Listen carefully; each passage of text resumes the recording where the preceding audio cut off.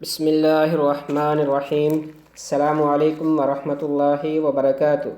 جی پیارے دوستوں، میں ہوں حافظ وسیم اور آپ لوگ دیکھ رہے ہیں حافظ وسیم یوٹیوب چینل۔ آج ہم آپ کے سامنے ایک دعا رکھیں گے، یوم عرفہ یعنی 9 ذی الحج کی دعا۔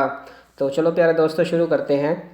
سیدنا عبداللہ بن عمر رضی اللہ تعالی عنہ سے روایت ہے کہ رسول اللہ صلی اللہ علیہ وسلم نے فرمایا، سب سے بہتر دعا یوم عرفہ کی دعا ہے۔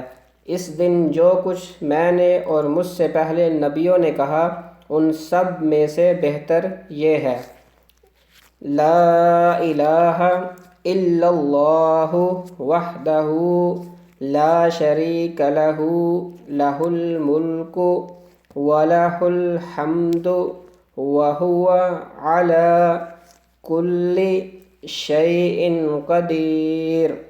ایک بار پھر سے پڑھتے ہیں، لا الہ الا اللہ وحدہ لا شریک لہ لہ الملک ولہ الحمد وہو علی کل شیء قدیر۔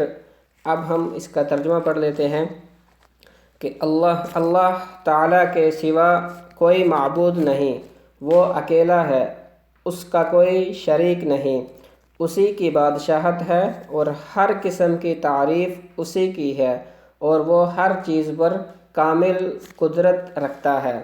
ایک بار پھر سے پڑھتے ہیں ترجمہ۔ اللہ تعالیٰ کے سوا کوئی معبود نہیں، وہ اکیلا ہے، اس کا کوئی شریک نہیں، اسی کی بادشاہت ہے اور ہر قسم کی تعریف اسی کی ہے، اور وہ ہر چیز پر کامل قدرت رکھتا ہے۔ تو پیارے دوستو، یہ تھی ہماری آج کی دعا۔